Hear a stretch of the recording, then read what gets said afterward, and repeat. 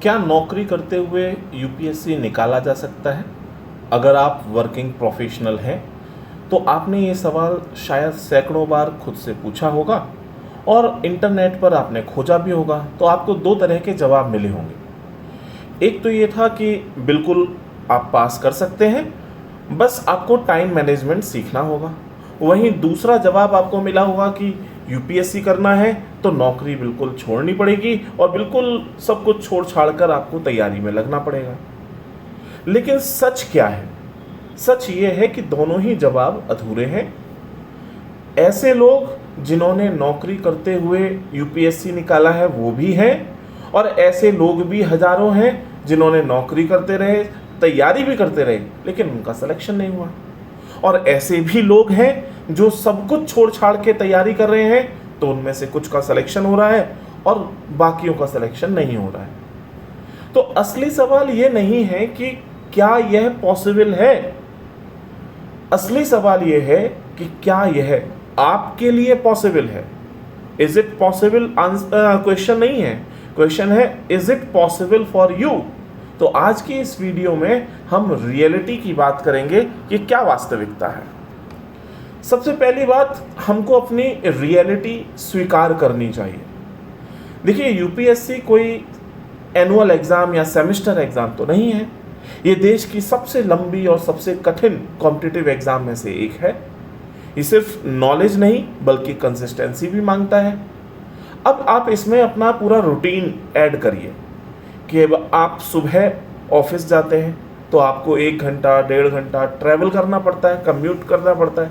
ऐसे ही ऑफिस से जब आते हैं तो आपको तब भी ट्रैवल करना पड़ता है कि नहीं। मीटिंग्स हैं दिन में, डेडलाइंस हैं, और इसके अलावा बहुत ज़्यादा ऑफिस का एक प्रेशर है। इसके बाद फिर घर पहुंचते हैं तो घर में फैमिली की रिस्पॉन्सिबिलिटी है, और इन सब के कारण आपके मानसिक थकान आपको घेर लेती है शाम तक, मेंटल फैटीग। इन सब में आपकी एनर्जी वेस्ट हो रही है। अब प्रॉब्लम स्टडी आवर्स की नहीं रहती है, प्रॉब्लम बचती है कि शेष एनर्जी आप में कितनी बची है, क्योंकि वही एनर्जी आप रोज पढ़ने में लगाने वाले हो। और यहीं पर अधिकतर वर्किंग प्रोफेशनल हार मान लेते हैं। उनकी इच्छा कम नहीं होती, लेकिन दिन खत्म होने तक दिमाग चूंकि पूरी तरह से थक चुका होता है, शरीर थक चुका होता है, और इस कारण से वो पढ़ाई कर ही नहीं पाते। और यही वास्तविक चुनौती भी है। तो अब प्रश्न उठता है कि ये जो क्या क्या गलतियां वर्किंग प्रोफेशनल करते हैं। तो सबसे बड़ी गलती जो वर्किंग प्रोफेशनल करते हैं वो क्या है?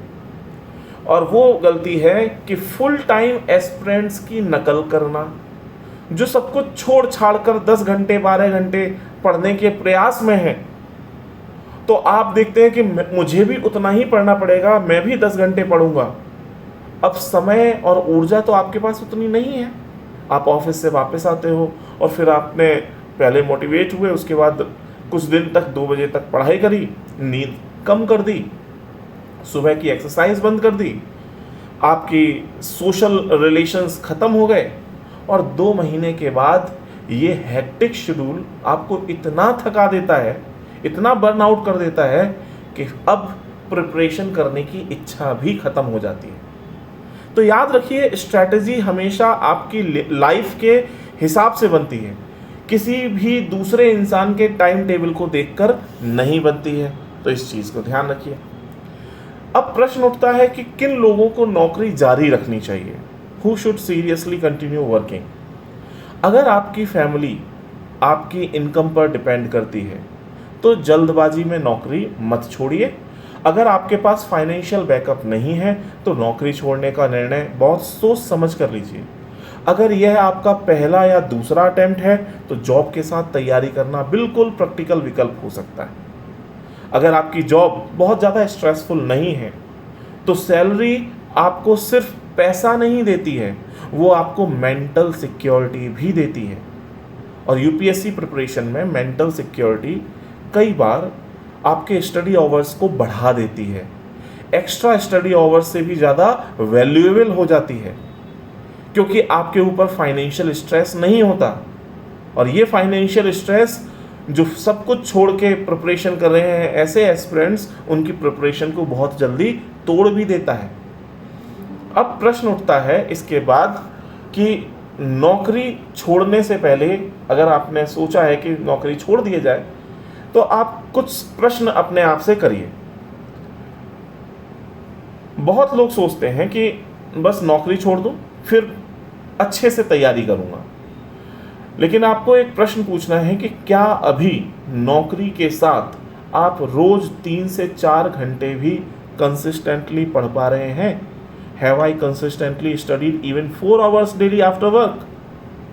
और अगर जवाब आपको नहीं मिलता है तो जॉब छोड़ने से अचानक डिसिप्लिन नहीं आ जाएगा, क्योंकि डिसिप्लिन खाली समय से नहीं आता है, डिसिप्लिन आपकी आदतों से आता है। अगर आपके पास आज फ्री टाइम है और उस फ्री टाइम में आप मोबाइल स्क्रॉल करते हैं, रील देखते हैं, तो जॉब छोड़ने के बाद वही करेंगे। आपका स्क्रॉल टाइम और बढ़ जाएगा और रील देखेंगे। इसलिए इमोशंस में आके रिजाइन मत करिए, प्लानिंग करके डिसीजन लीजिए, तभी बेहतर है। तो practical study plan working professional के लिए क्या हो सकता है? 12 घंटे पढ़ने का सपना छोड़ दीजिए, ये सबसे पहली मुख्य बात है। आपका मेन फोकस होना चाहिए कंसिस्टेंसी, लगातार हर दिन मुझे कुछ ना कुछ पढ़ना है। अब देखिए, वर्किंग प्रोफेशनल के पास खाली समय कब होगा? खाली समय वीकडेज में छुट्टियां होंगी, कुछ ऑफिसेज में सैटरडे भी ऑफ होता है, तो सैटरडे संडे ऑफ हो सकता है, किसी का संडे ऑफ हो सकता है। और हर दिन में आपको सुबह 2-3 घंटे मिल सकते हैं और ऑफिस के बाद आपको 1 से 2 घंटे मिल सकते हैं। इतना टाइम आपके पास होगा। तो सबसे पहले डेली लाइफ की बात करें कि ऑफिस भी जाना है, तो सुबह आप 2 घंटे अगर निकाल कर पढ़ सकते हैं तो सबसे कठिन सब्जेक्ट आप पढ़िए, जो सबसे हार्ड लगता है उसे पढ़िए, क्योंकि आपका माइंड फ्रेश है, कोई डिस्ट्रैक्शन नहीं है। फिर ऑफिस के बाद जब आप आते हैं तो 1 से 2 घंटे आप रिवीजन कर लीजिए, करंट अफेयर्स पढ़ लीजिए, PYQs, MCQs इनको सॉल्व कर लीजिए। रात में कोई भी नया सब्जेक्ट या नया कॉन्सेप्ट मत स्टार्ट करिए, क्योंकि दिमाग पहले से ही थक चुका है। और जब हम वीकेंड की बात करते हैं तो वीकेंड आपके लिए बूस्टर की तरीके से काम करना चाहिए, आपका प्रिपरेशन इंजन की तरीके से ये काम करेगा। इसमें आप optional subject, answer writing, mock test, weekly revision. तो वीकेंड को रिकवरी डे मत बनाइए, प्रिपरेशन डे बनाइए। आपकी पढ़ाई को बूस्ट करना चाहिए ये। तो ये प्रैक्टिकल प्लान हो सकता है फॉर वर्किंग प्रोफेशनल। अब आता है कि टाइम मैनेजमेंट कैसे किया जाए, कि एनर्जी मैनेजमेंट किया जाए। देखिए, जो जितने यूपीएससी एस्पिरेंट्स हैं जो सब कुछ छोड़ छाड़ के बैठे हुए हैं, उनसे मैं बार बार कहता हूँ, और मेरे पिछले वीडियोस में मैंने कई बार कहा होगा, टाइम को मैनेज करना है। लेकिन फॉर वर्किंग प्रोफेशनल्स उनके लिए टाइम मैनेजमेंट से कहीं ज़्यादा बेहतर है कि एनर्जी को कैसे मैनेज किया जाए, क्योंकि आपकी एनर्जी तो बिखरी हुई है। आपको ऑफिस जाना है, परिवार को देखना है, बहुत सारे पॉलिटिक्स को झेलना है, बहुत सारे प्रेशर को झेलना है, और उसमें भी आपको तैयारी करना है। तो हर कोई कहता है टाइम मैनेजमेंट करिए, लेकिन असली गेम है एनर्जी मैनेजमेंट का। जब आपका ब्रेन सबसे फ्रेश हो तब सबसे कठिन काम कीजिए, जैसे सुबह कॉन्सेप्ट बिल्डिंग का काम करिए, कोई टफ टॉपिक पढ़िए, रात को रिवीजन करिए। और हाँ, जब आप कम्यूट करते हैं, आप जा रहे हैं, अपनी गाड़ी से जा रहे हैं, या खाली समय है, आप मेट्रो से जा रहे हैं, तो आप करंट अफेयर्स, एडिटोरियल्स, जो पॉडकास्ट हैं, उनको आप सुनते हुए आगे जा सकते हैं। इससे क्या होगा, आपका वो जो ट्रैवलिंग टाइम है वो सदुपयोग में आ गया। तो अपने बेस्ट आवर्स को बचाना है, और यही स्मार्ट प्रिपरेशन है। इसके बाद सबसे महत्वपूर्ण बात है the filter. You must learn to say no. ना कहना सीखना बहुत ज़रूरी है। अगर आप जॉब के साथ यूपीएससी कर रहे हैं तो सेक्रीफाइस करना होगा। हर वीकेंड पार्टी नहीं करनी है, हर एक इनविटेशन पे आपको किसी के पास नहीं जाना है, हर फंक्शन में जाना ज़रूरी नहीं है। ज़रूरी नहीं है कि आप नेटफ्लिक्स या जियो स्टार उन सबको हर रात एंजॉय करें, हर घंटे आपको इंस्टाग्राम भी नहीं देखना है। ये सब चीज़ों में अपनी एनर्जी और टाइम को वेस्ट करना बंद करिए। हाँ, आपके स्टडी टाइम से कुछ ना कुछ ये सब चीज़ें छीन लेती हैं, इसीलिए मैं आपसे ऐसा कह रहा हूँ। इसलिए अपने आप से पूछिए कि क्या यह चीज़ 1 साल बाद भी इम्पॉर्टेंट होगी। जितनी भी बातें मैंने आपको बताई हैं, इसके इन सब के लिए ये प्रश्न है कि will this matter 1 year from now. अगर नहीं तो उसे तुरंत छोड़ दीजिए, उसमें ही आपकी भलाई है। और सबसे महत्वपूर्ण बात वो ये है कि success is not measured in daily hours. Daily आप कितने घंटे पढ़ ले रहे हैं ये मायने नहीं रखता, मायने रखता है आप कंसिस्टेंटली रेगुलरली पढ़ रहे हैं या नहीं।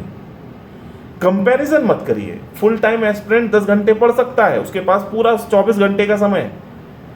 आप 4 घंटे पढ़ पा रहे हैं, लेकिन क्वालिटी है आपके इंटेंस, बिल्कुल फोकस होके, डीप फोकस के आप 4 घंटे पढ़ रहे हैं, आप उसको बीट कर सकते हैं जो फुल टाइम एस्पिरेंट है। आपकी परिस्थितियां अलग है, आपकी जिम्मेदारियां अलग हैं। तो यूपीएससी डेली आवर्स का कंपटीशन किसी फुल टाइम एस्पिरेंट के साथ मत रखिए।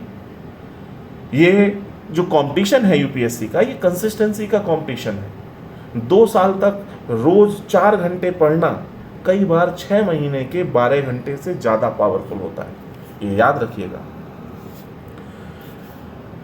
सो what work? They don't succeed because they are extra ordinary.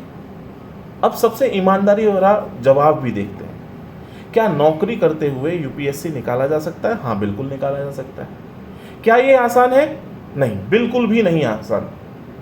Working professional इसलिए सेलेक्ट नहीं होते क्योंकि वो बहुत ज़्यादा इंटेलिजेंट होते हैं, वो इसलिए सेलेक्ट होते हैं क्योंकि वे बेहद एफिशिएंट बन जाते हैं।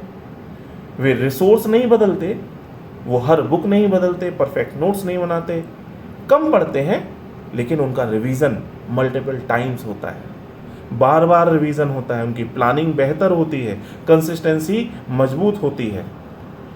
ठीक है। So a job is a condition not a verdict. अगर आप वर्किंग प्रोफेशनल हैं तो खुद से ये मत पूछिए कि क्या मैं फुल टाइम एस्पिरेंट को हरा सकता हूँ।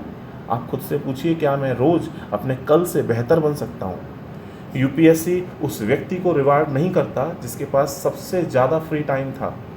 यूपीएससी उसे रिवार्ड करता है जिसने अपने अवेलेबल टाइम का सबसे अच्छा उपयोग किया। इसलिए सिर्फ सोशल मीडिया देखकर नौकरी मत छोड़िए, सिर्फ डर की वजह से नौकरी मत कीजिए। डिसीजन लीजिए अपनी फाइनेंशियल कंडीशन के आधार पर, फैमिली रिस्पॉन्सिबिलिटी के आधार पर और अपने डिसिप्लिन के आधार पर। सबसे महत्वपूर्ण है कि अपनी तैयारी का लेवल ये हमको देखना चाहिए, और यही हमें मैच्योर डिसीजन दिलवाता है, और यही मैच्योर डिसीजन भी है। तो याद रखिए, नौकरी आपकी कमजोरी नहीं है, लेकिन ये आपकी ताकत भी तभी बनेगी जब आप सही स्ट्रेटजी अपनाएंगे। यूपीएससी में आपकी सफलता इस बात से तय नहीं होगी कि आप क्या जॉब करते हैं, बल्कि इस बात से होगी कि आप हर दिन कितनी ईमानदारी और निरंतरता के साथ पढ़ाई करते हैं। तो फिर मिलते हैं अगली वीडियो में। तब तक नौकरी भी ईमानदारी से करिए, तैयारी भी समझदारी से करिए, और अपने लक्ष्य पर विश्वास बनाए रखिए। Thank you and good bye.